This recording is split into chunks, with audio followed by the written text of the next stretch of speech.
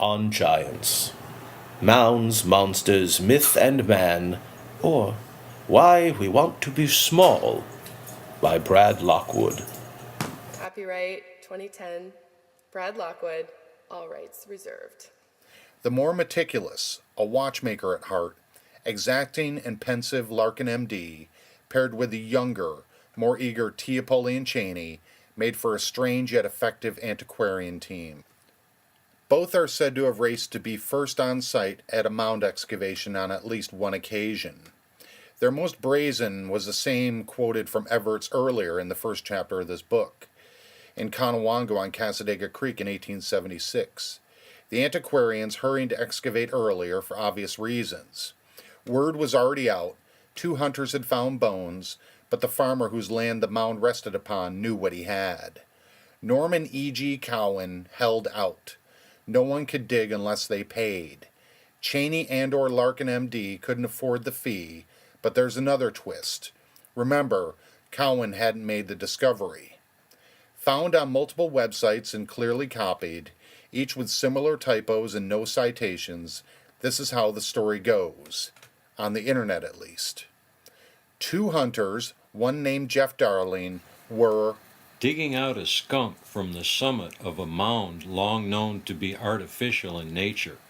Upon doing so, they found leg and jaw bones. Another article, a reprint appearing in 1949 in the Randolph Register, adds that the jawbone was so large that when it was held to his, Jeff Darling's face, there was room for both his hands between his jaw and that of the skeleton. Such a remarkable yet accidental find sparked local interest and cries for a thorough dig, as well as compensation from the landowner. Without Cowan's knowledge, Cheney and Larkin M.D. included, however, Darling had taken the bones to the Buffalo+Museum. Only adding to the mystery and undermining modern internet versions of this story is the reality that there was no Buffalo+Museum at the time. The Buffalo Society of Natural Sciences was founded in 1861, but its successor, the institution mentioned, the Buffalo+Museum of Science, wasn't formed until 1929, and a full-time archaeologist not employed by either institution until the 1920s. Footnote. The Buffalo+Museum of Sciences has no record of any such expedition or excavation.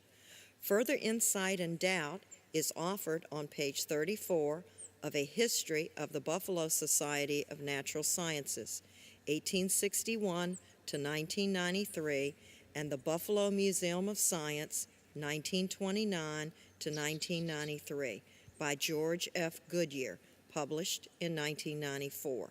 And I quote, "The first record of any considerable collection of local Indian material appears in 1892, end quote. Again, neither Buffalo institution would hire an active archaeologist until the late 1920s. Putting it mildly, after just a cursory review, serious questions about the validity of this account, whether on a website or reprinted in a local paper, are raised. Nonetheless, $75 cash was supposedly offered to Cowan by the Buffalo+Museum, and the excavation was on, according to the internet at least, quoted verbatim. Large crowds gathered to watch the museum staff work. But before the museum men arrived, Dr. Frederick+Larkin and Dr. T+Apoleon+Cheney were first on the scene to make measurements. Note misspellings, quote, seen, S-E-E-N, end quote, as well as titles. Larkin was an M.D., but, quote, Dr. T+Apoleon+Cheney? Cheney spelled C-H-E-N-Y. As recounted at least, in 1876, bigwig Buffalo+Museum professionals, again some 50 years before they were actually employed by either institution, descended on the tiny town of Conewango only to find the scene already contaminated. Larkin M.D. and Dr. Cheney had disturbed and seized the mound, artifacts, inhabitants, importance, and authenticity included. While the Buffalo+Museum's involvement in, and very existence at the time of, this particular excavation is highly dubious, Larkin, MD, and Dr. Cheney's findings would become official. The measurements of that 28-inch femur and giant skull were promptly sent to the New York State Museum in Albany by Cheney. There they would remain on record until the 1930s, available for other antiquarians and later archaeologists to study and cite for decades, despite their questionable origins. Footnote.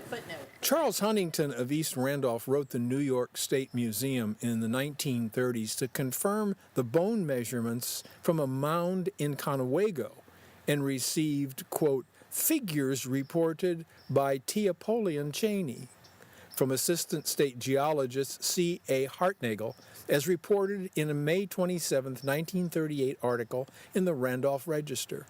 Other note, I confirmed with the New York State Museums in Albany that a Chris A. Hartnagel did work there during this time and became state geologist in 1941. Using these measurements to confirm his ongoing work, Mr. Huntington completed his wooden 9-foot man and 7+foot woman, which have been displayed for over 70 years at multiple museums across New York State.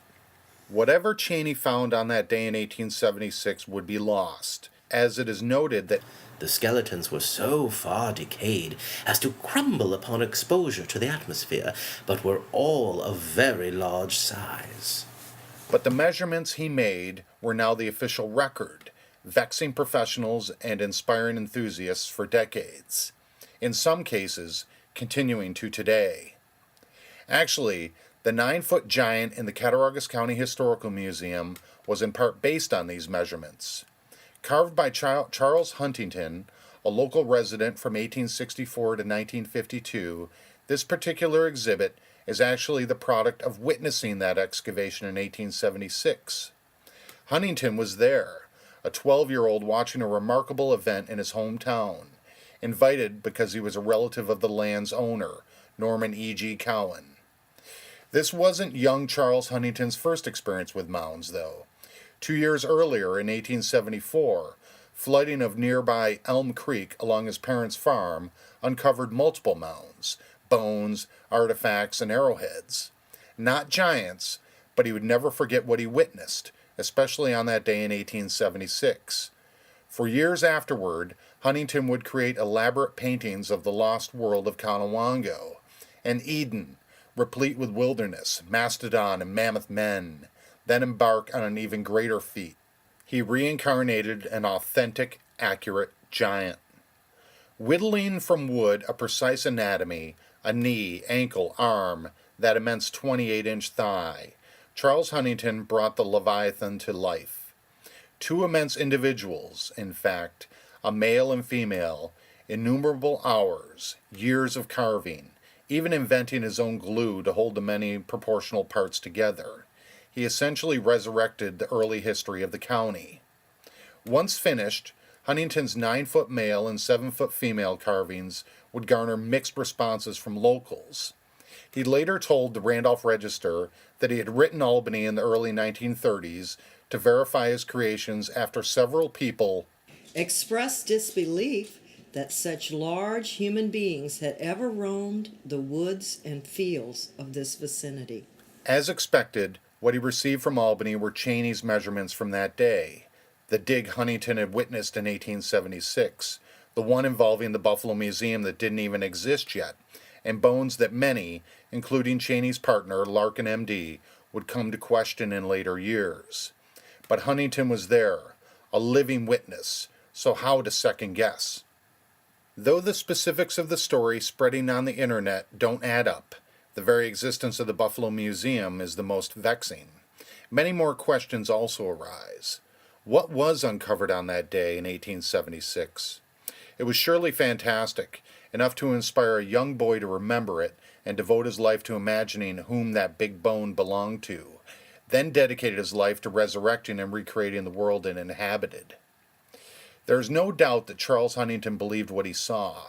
His descendants are bemused but remain proud that his giants stand in the Cattaraugus County Historical Museum today, still astonishing visitors.